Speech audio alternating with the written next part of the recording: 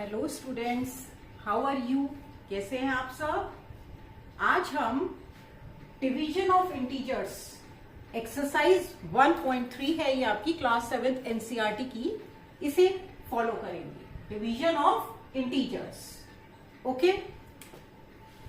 इसमें आपको ध्यान रखना है कि अगर एक आपका नंबर पॉजिटिव है और एक नेगेटिव है, जैसे सपोज +20 डिवाइडेड बाई -4, ठीक है, एक नंबर प्लस है और एक माइनस है, तो जो आपका आंसर आएगा सॉल्व कर वो माइनस में आएगा। और अगर दोनों नंबर आपके माइनस हैं तो ये माइनस कैंसिल हो जाता है, आंसर आपका प्लस में आता है। Got it? कोई भी एक नंबर नेगेटिव है, ऊपर का या नीचे का, तो आंसर आपका नेगेटिव आएगा। तो आपका फर्स्ट क्वेश्चन है ए पार्ट, -30 डिवाइडेड बाई 10, ओके।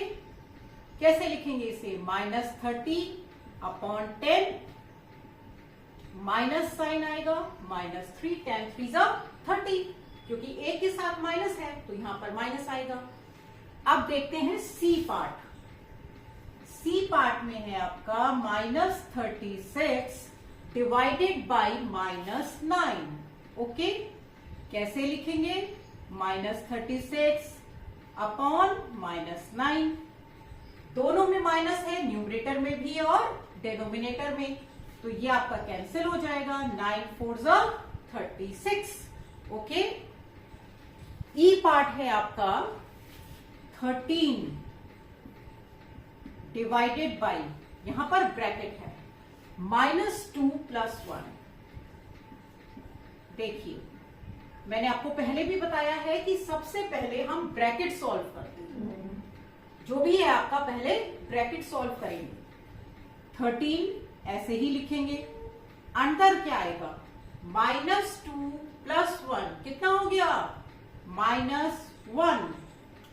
अब इसे लिखिए 13 अपॉन -1, तो आंसर कितना रहा? -13। कितना आएगा? -13, क्योंकि यहां पर आपका डेनोमिनेटर में माइनस है, -1। अब है आपका f 0 डिवाइडेड बाई -12। ध्यान से देखेंगे, ये इसको आप कैसे लिखेंगे? 0 अपॉन -12, तो इसका आंसर हमेशा क्या आएगा? 0। अगर हम 0 को डिवाइड करते हैं, 0 न्यूमरेटर में होता है आपका, किसी भी नंबर से डिवाइड करेंगे, आंसर क्या आएगा? 0। बट अगर आपका ये 0 डिनोमिनेटर में है, मींस हम किसी भी नंबर को 0 से डिवाइड नहीं कर सकते, तो इसका आंसर होगा नॉट डिफाइंड। ये कभी कभी 1 मार्क क्वेश्चन में पूछ लिया जाता है, ठीक है। तो अगर नीचे डिनोमिनेटर में 0 है आपका, तो आंसर क्या होगा? Not defined. और अगर न्यूमरेटर में 0 है तो आंसर क्या आएगा? 0। Got it? अब है आपका H part, -36 divided by 12 divided by 3, okay. सबसे पहले आप ब्रैकेट सॉल्व करेंगे, -36 अपॉन 12, और ये एज इट इज लिख लेंगे, डिवाइडेड बाई 3। 12 3 36, माइनस साइन रहेगा। अब -3 डिवाइडेड बाई 3, आंसर कितना आएगा? -1। Yes, got it? So easy. एक और पार्ट देख लेते हैं, आई पार्ट। उसके बाद नेक्स्ट क्वेश्चन की तरफ हम प्रोसीड करेंगे। आई, -6 + 5 डिवाइडेड बाई -2 + 1,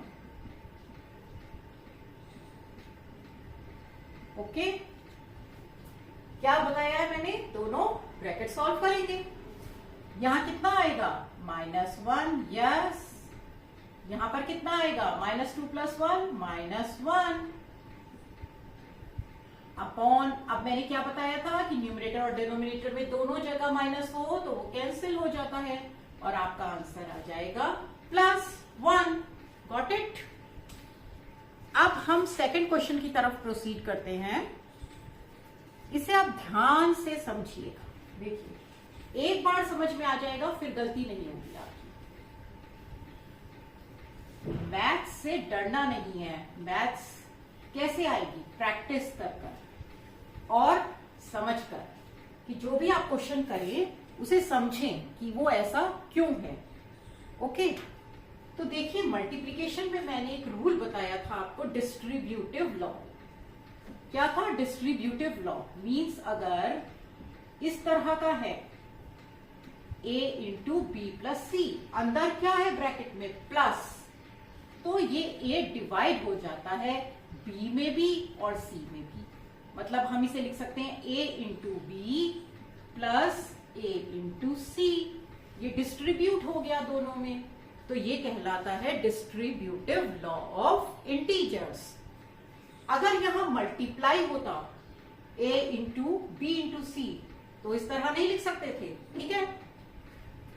ये रूल मल्टीप्लिकेशन में फॉलो होता है, बट डिवीजन में अगर यहां पर डिवाइड का साइन आएगा तो आप ऐसे अगर चाहेंगे a divided by b plus a divided by c, दोनों में डिस्ट्रीब्यूट कर दें तो it will not come equal to. Means आपका LHS लेफ्ट हैंड साइड और राइट हैंड साइड इस केस में दोनों इक्वल नहीं आते हैं। इसका मतलब क्या है कि division does not follow the distributive law of integers.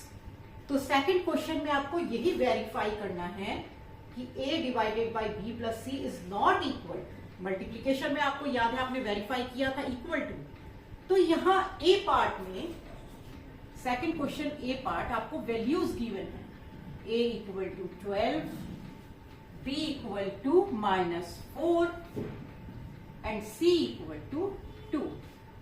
Okay, सबसे पहले हम LHS सॉल्व करेंगे और यहां सॉल्व करेंगे RHS। ओके, तो अब LHS आपका क्या है, a divided by b plus c। No problem, values हमें गिवन है, ये वैल्यू एज इट इज रखिए। a की जगह क्या रखेंगे, 12। ब्रैकेट कोई सा भी लगा सकते हैं आप, अंदर हमें कभी कभी स्मॉल ब्रैकेट एक और लगाना होता है, इसलिए हम बाहर चेंज कर देते हैं। अब b की जगह देखिए -4 है तो -4 हम ब्रैकेट में रखते हैं, ऐसे रख देंगे, प्लस c कितना है 2। अब देखिए -4 + 2 कितना आ जाएगा, -2। 12 अपॉन -2 कितना आएगा आंसर, -6। अब राइट हैंड साइड देख लेते हैं, a divided by b plus a divided by c। a की जगह क्या रखेंगे आप, 12। b की जगह क्या रखेंगे, -4। तो यहां पर ब्रैकेट चेंज कर दीजिए, a की जगह 12 और c की जगह 2। पहले ब्रैकेट सॉल्व करेंगे, यहां पर क्या है, 12 अपॉन -4 प्लस 12 अपॉन 2। 12 अपॉन -4 कितना आ गया, -3, और ये आ जाएगा 6। तो 6 - 3 आंसर कितना आएगा, 3। लेफ्ट हैंड साइड आपका कितना आया, -6, और राइट हैंड साइड कितना आया, 3। They both are not equal. So, LHS is not equal to RHS. यही हमें वेरीफाई करना था, hence verified। समझ में आ गया। अब सेकंड के बी पार्ट में आपको यही गिवन है कि a की जगह आपको क्या रखना है, -10, b की जगह क्या रखना है, 1, और c की जगह क्या रखना है, 1। तो इसी तरह से आप प्रोसीड करेंगे, यहां पर -10 रखेंगे, यहां पर 1, 1। तो आप सॉल्व करेंगे तो आप देखेंगे कि LHS will not come to be equal to RHS। Okay,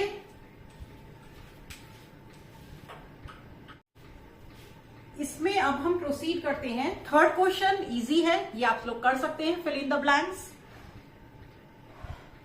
fourth question में आपको 5 पेयर्स ऑफ इंटीजर्स लिखने हैं such that a divided by b gives -3। a divided by b gives the answer -3। आपको 5 पेयर्स लिखने हैं इंटीजर्स के, लिख सकते हैं आप।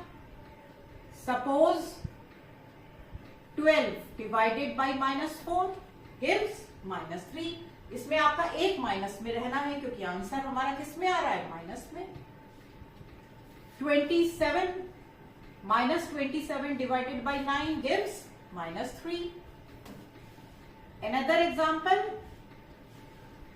36 divided by -12, 18 divided by -6, minus कहीं भी लगा सकते हैं आप, ठीक है। इसी तरह और बताइए 24 डिवाइडेड बाई 8, -24 किसी एक में भी लगा दीजिए। तो इसमें जब आप डिवाइड करेंगे आंसर कितना आएगा, -3। अब नेक्स्ट क्वेश्चन आपका 5th, 6th, 7th, ये बहुत इंपॉर्टेंट क्वेश्चन है, इसे आप ध्यान से सुनेंगे। 5th, 6th, 7th, एक बार इसमें आप ये चीज एक समझ लीजिए पहले कि जैसे सपोज आपको इस थ्रेड की लेंथ मेजर करनी है, ओके। आपने स्केल रखा यहां पर, सपोज आपके स्केल में 0 जो है वो टूटा हुआ है, 0, 1 नहीं है। सपोज आपने स्केल रखा, यहां पर स्केल का क्या आ रहा है, 2 सेंटीमीटर, और नीचे आ रहा है आपका 8 सेंटीमीटर। तो इस थ्रेड की लेंथ कितनी होगी, ये आपने पहले भी किया हुआ है इस तरह का क्वेश्चन। इसकी थ्रेड की अगर लेंथ आपको निकालनी है तो आप क्या करेंगे, फाइनल रीडिंग माइनस इनिशियल। जो रीडिंग बाद में आई है 8 - 2, तो थ्रेड की लेंथ आपकी कितनी हो गई, 6 सेंटीमीटर। अब हम कर रहे हैं इंटीजर्स, तो इंटीजर्स में माइनस वैल्यू भी होती है। जैसे टेम्परेचर है आपका, टेम्परेचर -40 भी होता है और +40 भी होता है। तो सपोज आपका पहले टेम्परेचर था 40 डिग्री सेल्सियस, अब ये हो गया है -50 डिग्री सेल्सियस, ओके। तो अगर आपको टाइम पीरियड निकालना है तो उसी तरह करेंगे, फाइनल माइनस इनिशियल। बस ये चीज आपको ध्यान रखनी है, ओके। जैसे हमारा 5th क्वेश्चन है, इसमें ये देखिए, temperature at 12 noon was 10 degree centigrade above 0। एक एक लाइन पढ़िए और उसको लिखिए, समझिए। ये नहीं कि एक बार में आपने पूरा क्वेश्चन पढ़ लिया, इस तरह से फिर आप कंफ्यूज हो जाते हैं। तो इसमें क्या है कि temperature at 12 noon, temperature at 12 noon कितना है आपका, +10, 0 से ऊपर है 10 डिग्री सेल्सियस, अबव 0, इसका मतलब क्या है, +10, ओके। और नून के बाद हमारा टाइम किसमें स्टार्ट हो जाता है, PM, till midnight. If it decreases, temperature decrease हो रहा है at the rate of 2 degree centigrade per hour, temperature decreases at rate of 2 degree centigrade per hour, हर घंटे 2 डिग्री आपका कम हो रहा है। At what time would the temperature be 8 degree centigrade below 0। तो ये पूछा है, जैसे सपोज 12 नून पर आपका टेम्परेचर कितना है, +10। ये पूछा है एट what टाइम, यहां तो 12 नून हो रहा है, कितने टाइम पर टेम्परेचर आपका हो जाएगा 8 डिग्री सेंटीग्रेड बिलो 0, मीन्स -8, 0 से नीचे तो माइनस चलता है। इसी तरह का क्वेश्चन है ना, कितने टाइम में ये -8 डिग्री सेल्सियस हो जाएगा, एट व्हाट टाइम। तो इसमें हम ये क्या हो रहा है, टेम्परेचर डिक्रीज हो रहा है, तो हम सबसे पहले निकालेंगे total decrease in temperature, total decrease in temperature. ये कैसे निकालेंगे? Final reading minus initial temperature, final temperature minus initial temperature. Okay, final temperature कितना है? -8, इनिशियल कितना था? +10, तो ये -10 ही हो जाएगा, यानी ये कितना आ गया आपका? -18 डिग्री सेल्सियस। मतलब टोटल डिक्रीज जो हुआ आपका वो कितना हुआ? -18। अब हमसे पूछा है अगर हम कि नंबर ऑफ आवर्स यहां से यहां तक आने में कितने घंटे लगे, तभी तो टाइम बताएंगे कि टाइम कितना हुआ। तो देखिए, ये मैंने आपको पहले भी बता रखा है कि अगर हमें नंबर निकालना है, number of hours, number of people, number of trees, जहां भी ये वर्ड आ जाएगा नंबर, उसके लिए क्या करते हैं हम? Total upon 1। 1 घंटे में कितना डिक्रीज होता है? 2 डिग्री सेल्सियस। और टोटल डिक्रीज हमने निकाल लिया टेम्परेचर में कि कितना हुआ? -18। ठीक है, तो टोटल नंबर ऑफ आवर्स, कितने घंटे में ये हुआ -18? टोटल नंबर ऑफ आवर्स निकालने के लिए करेंगे हम total decrease in temperature divided by decrease in per hour. 1 घंटे में कितना होता है? ठीक है, क्योंकि ये भी डिक्रीज हो रहा है इसलिए -2 लगाएंगे। ठीक है, इंक्रीज नहीं हो रहा टेम्परेचर, डिक्रीज हो रहा है, मतलब -2। 1 घंटे में कितना टेम्परेचर कम हो रहा है? -2। तो ये आपका माइनस कैंसिल हो जाएगा, आंसर कितना आ जाएगा? 9, क्योंकि यहां पर कोई यूनिट नहीं लिखेंगे, हमने टोटल नंबर ऑफ आवर्स निकाले, मतलब 9 आवर्स में टेम्परेचर 10 से -8 तक पहुंच जाता है। क्लियर? 9 आवर्स, तो 12 नून से 9 आवर्स तक की कितना टाइम हो गया? Time from 12 noon to 9 hours is equal to 9 PM। Time कितना है आपका? 9 PM। Got it? तो आपसे यही पूछा है, at what time would the temperature and what would be the temperature at midnight. अब ये सेकंड पार्ट है, what would be the temperature at midnight. ये चीज आपकी समझ में आ गई, इसका स्क्रीनशॉट ले सकते हैं आप। अब सेकंड पार्ट में पूछा है कि अब मिडनाइट में कितना टेम्परेचर रह जाएगा। ये तो 9 PM पर था -8। अब मिडनाइट 12 नून से 12 मिडनाइट तक कितने आवर्स हो गए? 12 hours. Number of hours from 12 noon to midnight is equal to 12। Okay, तो डिक्रीज इन टेम्परेचर, कितना डिक्रीज होगा टेम्परेचर में? Will be equal to 12 into -2।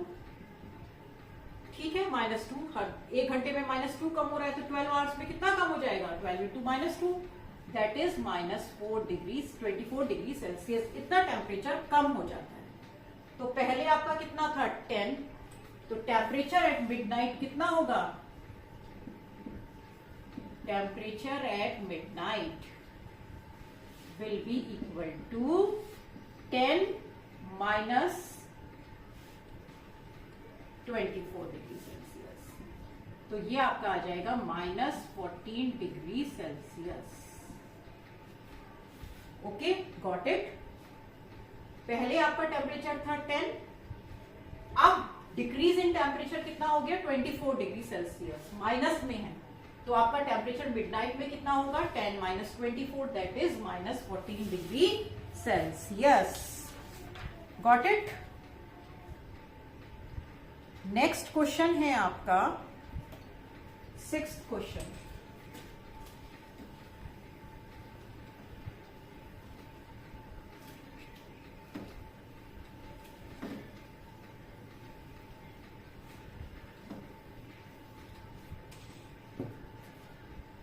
ध्यान ध्यान से समझेंगे इसमें।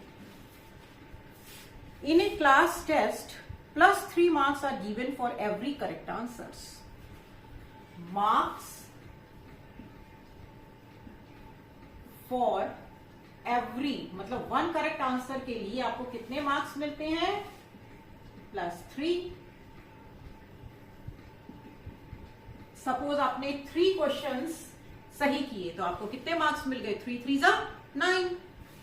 And -2 marks are given for every incorrect answer. Marks for every incorrect answer. इसमें नेगेटिव मार्किंग है, आपके मार्क्स कटेंगे। तो सपोज आपने 4 क्वेश्चंस करेक्टली अटेम्प्ट किए तो आपको कितने मार्क्स मिल गए? +12। बट इसमें से आपने 3 क्वेश्चन गलत कर दिए। आपने टोटल कितने क्वेश्चंस अटेम्प्ट किए? 7। इसमें से 4 तो आपने सही किए तो कितने मिल गए? 12। लेकिन 3 क्या किए आपने? गलत किए। तो 3 2 -6, इतने नंबर आपके कट जाएंगे। यानी आपको कितने टोटल नंबर मिले? 6। ठीक है, तो आपके एग्जाम में नेगेटिव मार्किंग नहीं होती है। आपको कितने नंबर मिलेंगे? +12। लेकिन आगे कॉम्पिटिटिव एग्जाम्स में नेगेटिव मार्किंग भी होती है जिसमें मार्क्स कटते हैं। And no marks for not attempting any question. और अगर कोई क्वेश्चन अटेम्प्ट नहीं किया तो कोई मार्क्स नहीं कटेगा। तो इसमें फर्स्ट पार्ट है आपका राधिका स्कोर। राधिका के हमें टोटल मार्क्स पता है कि उसने कितने मार्क्स उसके आए। जैसे यहां +6 थे ना आपके, तो राधिका के कितने आए? 20 मार्क्स।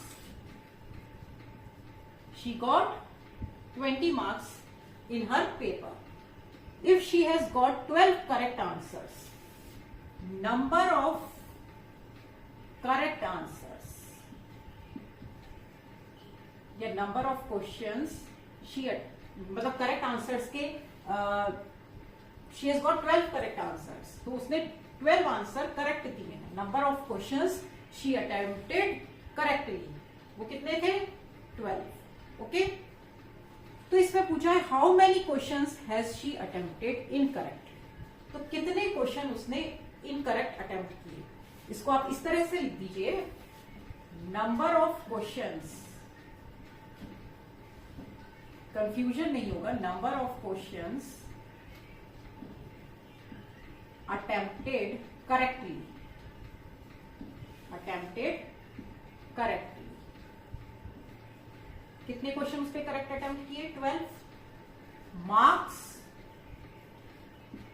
फॉर करेक्ट आंसर्स, उसको कितने मार्क्स मिल गए? बताइए जल्दी से। 12 3 36 मीन्स उसको कितने मार्क्स मिल गए? 36। अब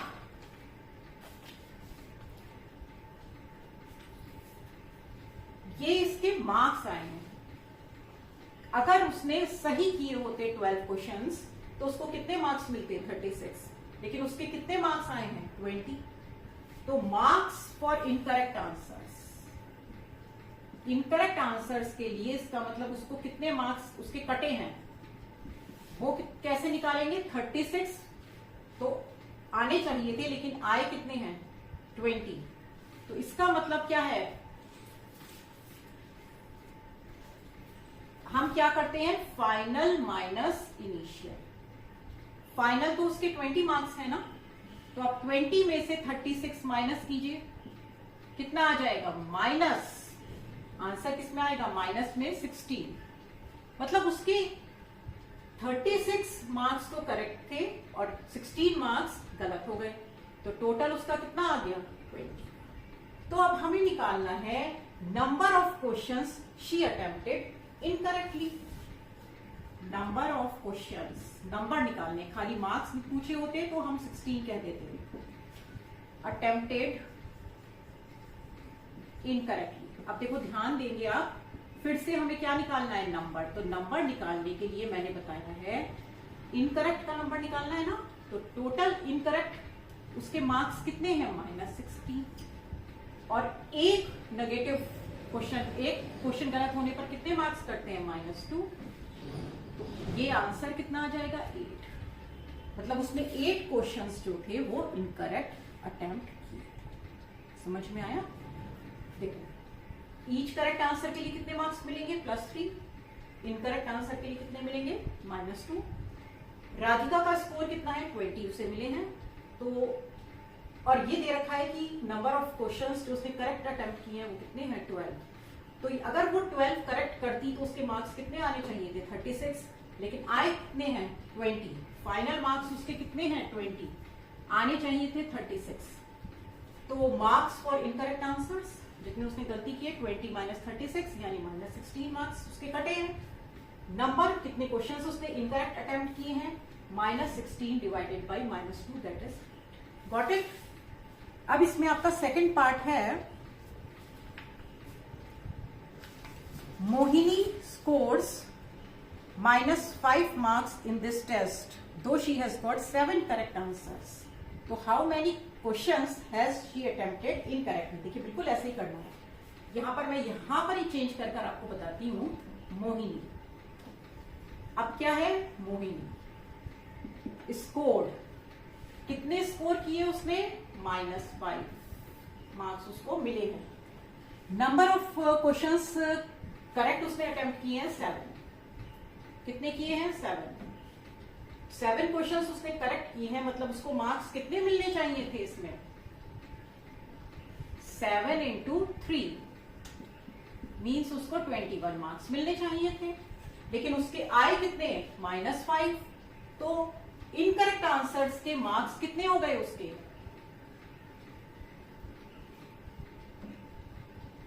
21 आने चाहिए थे। आए कितने हैं? -5। तो कितने फाइनल माइनस इनिशियल कितना होगा? ये इसके फाइनल मार्क्स हैं, आने चाहिए थे 21, तो कितने हो गए? -26। तो number of questions she attempted incorrectly -26 divided by -2 that is 13 question उसने गलत किए, 7 सही किए, तभी तो उसके मार्क्स किस में आए? माइनस में। Simple, got it. बस यहां पर ये ध्यान रखेंगे कि जो फाइनल है उसमें से इनिशियल मार्क्स माइनस करें। ओके, 7th क्वेश्चन है इसी तरह। बोलिए, कोई डाउट है आपका? If you have any doubt then please do comment and tell me what is your feedback, okay, so that I may get the feedback. इसलिए please do comment. An elevator descends into a mine. Elevator जो है आपका वो mine में नीचे जा रहा है। Elevator means lift. माइन क्या होती है? माइन ग्राउंड के नीचे होती है, ठीक है? तो वो ग्राउंड के नीचे जा रहा है at the rate of 6 meter per minute. Means 6 metre per minute. 1 minute में कितना नीचे जाता है? 6 metre. If the descent starts from 10 metre above ground level, ground level के ऊपर 10 मीटर से स्टार्ट होता है, मतलब ये चीज क्या है आपकी? 10 metre. How long will it take to reach -350 metre? -350 metre तक पहुंचने में कितना टाइम ये लेगा? अब आप बताइए इसे कैसे करेंगे? सिंपल, देखिए 10 मीटर है, फाइनल हमें कहां तक पहुंचना है? -350 तक पहुंचना है। तो यहां से यहां तक पहुंचने में कितना टाइम लगेगा? तो पहले हम क्या निकालेंगे? Total distance. यहां से यहां तक उसने कितनी डिस्टेंस कवर की, ठीक है? Total distance covered by elevator.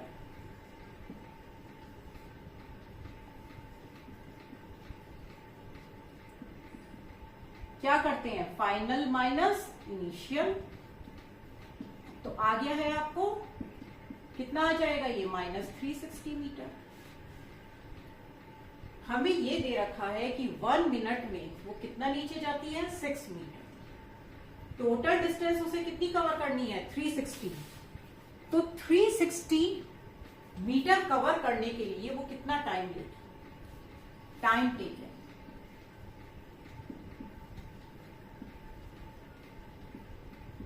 Okay. 1 minute का टाइम दे रखा है, 1 मिनट की डिस्टेंस दे रखी है और टोटल डिस्टेंस उसे कवर करनी है -360 और यहां लेंगे -6 क्योंकि लिफ्ट नीचे जा रही है, डिसेंड कर रही है, ठीक है, डिस्टेंस कम हो रही है, तभी तो यहां माइनस में आया। तो आपका ये कैंसिल हो जाएगा, आंसर क्या आ जाएगा 60। टाइम निकाल रहे थे इसलिए यहां किस में आएगा ये आंसर, मिनट्स में। आप लिख सकते हैं 60 मिनट्स और 1 आवर, दोनों आंसर आपके सही हैं क्योंकि 60 minutes is equal to 1 hour, यानी 1 घंटे में लिफ्ट एलिवेटर यहां से इस पॉइंट तक पहुंच जाएगा। ये आपका पॉइंट है ए और ये आपका पॉइंट है बी। Okay, simple. डिस्टेंस दे रखी है ना 1 मिनट की, तो टोटल डिस्टेंस हमने निकाल ली। तो टाइम निकालने के लिए क्या करेंगे, टोटल अपॉन 1 कि 1 मिनट में कितनी डिस्टेंस कवर करती है। तो ये आपकी आ गई time taken. Okay, any problem?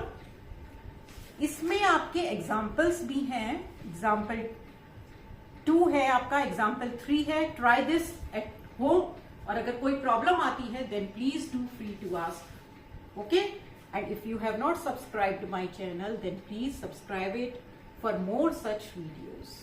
Okay, thank you, have a nice day.